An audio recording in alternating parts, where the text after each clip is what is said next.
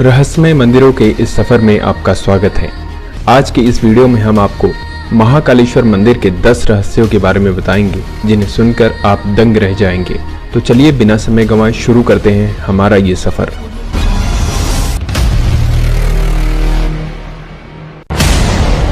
महाकाल नाम का रहस्य। आमतौर पर माना जाता है कि महाकाल का संबंध केवल मृत्यु से है, परंतु ये पूरा सच नहीं है। काल के 2 अर्थ होते हैं, एक समय और दूसरा मृत्यु।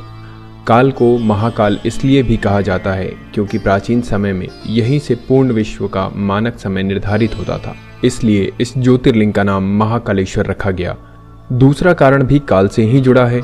दरअसल महाकाल का शिवलिंग तब प्रकट हुआ जब महादेव को एक राक्षस दूषण का अंत करना था। भगवान शिव उस राक्षस का काल बनकर आए, जिनके बाद अवंती नगरी, जिसे अब उज्जैन के नाम से जाना जाता है, वहां के वासियों के आग्रह पर महाकाल वहीं उपस्थित हो गए। ये समय यानी काल के अंत तक यहीं रहेंगे, इसलिए भी इन्हें महाकाल कहा जाता है।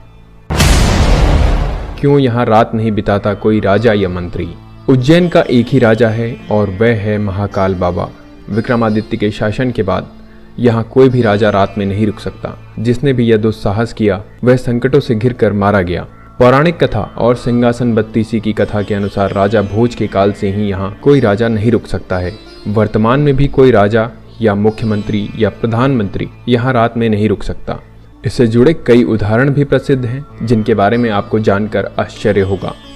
एक बार देश के चौथे प्रधानमंत्री मोरारजी देसाई भी जब मंदिर के दर्शन करने के बाद रात में यहाँ रुके थे तो उनकी सरकार अगले ही दिन गिर गई थी। ऐसे ही कर्नाटक के मुख्यमंत्री वीएस येदियुरप्पा भी जब उज्जैन में रुके थे तो उन्हें कुछ ही दिनों के अंदर अपना इस्तीफा देना पड़ा था।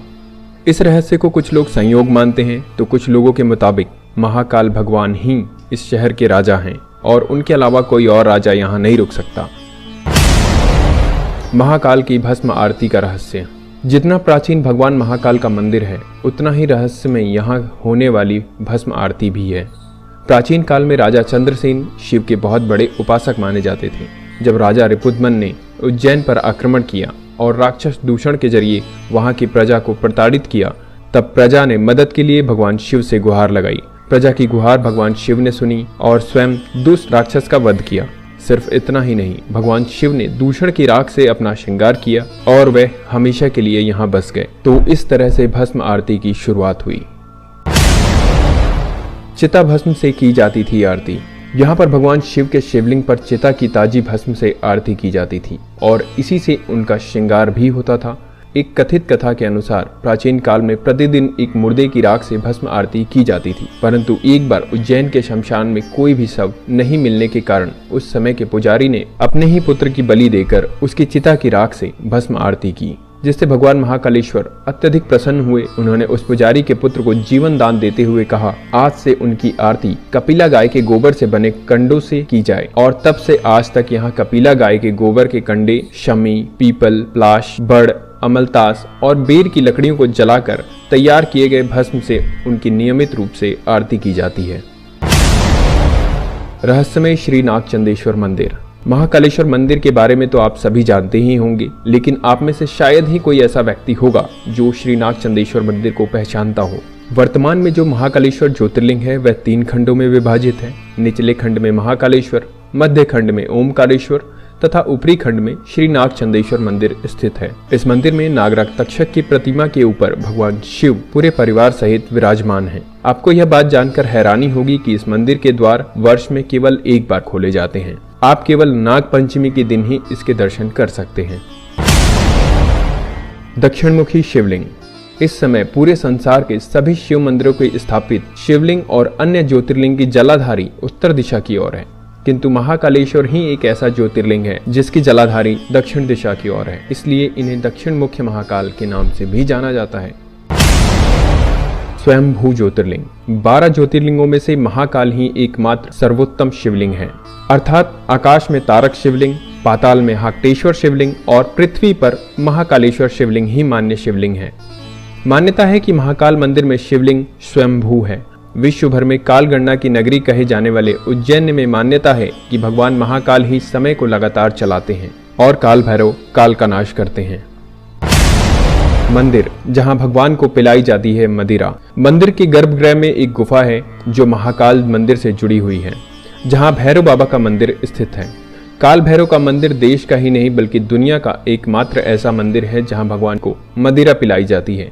जहां पूरी दुनिया में मंदिरों के आसपास से शराब आदि की दुकानें हटा दी जाती हैं, वहीं दूसरी ओर महाकाल के मंदिर परिसर से लेकर इसके रास्ते तक में बहुत सारी शराब की दुकानें लगवाई गई हैं। यहाँ प्रसाद बेचने वाले भी शराब अपने पास रखते हैं। आज तक यह कोई नहीं जानता है कि भगवान को मदिरा पिलाने का रिवाज कब से आया और आखिर इतनी मदिरा जो भगवान पीते हैं वो जाती कहाँ है। जूना महाकाल। मुगल काल में इस शिवलिंग को नष्ट करने की कोशिश करी गई, जिसके कारण पुजारियों ने उसे छुपा दिया और इसकी जगह दूसरा शिवलिंग रखकर उसकी पूजा करने लगे। बाद में उन्होंने उस शिवलिंग को वही महाकाल के प्रांगण में अन्य जगह स्थापित कर दिया, जिसे आज जूना महाकाल कहा जाता है। हालांकि कुछ लोगों के अनुसार असली शिवलिंग को क्षीण होने से बचाने के लिए ऐसा किया गया था। रहस्यमय भक्त। वैसे तो मंदिरों में रोजाना चमत्कार होते हैं, लेकिन सभी चमत्कार आम लोगों तक नहीं पहुंच पाते हैं। ऐसा ही एक दुर्लभ चमत्कार महाकाल मंदिर के गर्भगृह में लगे सीसीटीवी कैमरे में कैद हो गया और किसी सदस्य ने इस चमत्कार को सार्वजनिक कर दिया। यह तस्वीर सावन माह का है, जब रात्रि में बाबा महाकाल को बेलपत्र से ढक दिया जाता है और उसके बाद यहाँ भक्तों का आना मना है। तभी आधी रात में सीसीटीवी से लिए गए इस फोटो में दिख रहा है कि एक अदृश्य शक्ति मौजूद है जो कि महाकाल की पूजा कर रही है। ये घटना सत्य है या मिथ्या कोई नहीं जानता, क्योंकि मंदिर परिसर या किसी भी पुजारी ने इसका कोई उत्तर नहीं दिया है। परंतु साधुओं का मानना है कि यह घटना सत्य है, क्योंकि भगवान शिव सबके आराध्य हैं, चाहे वो मनुष्य हो या आत्मा। आपका इसके बारे में क्या विचार है, हमें जरूर बताइएगा। तो कैसी लगी आपको भगवान महाकालेश्वर के 10 रहस्यों की जानकारी, हमें कमेंट करके जरूर बताएं। साथ ही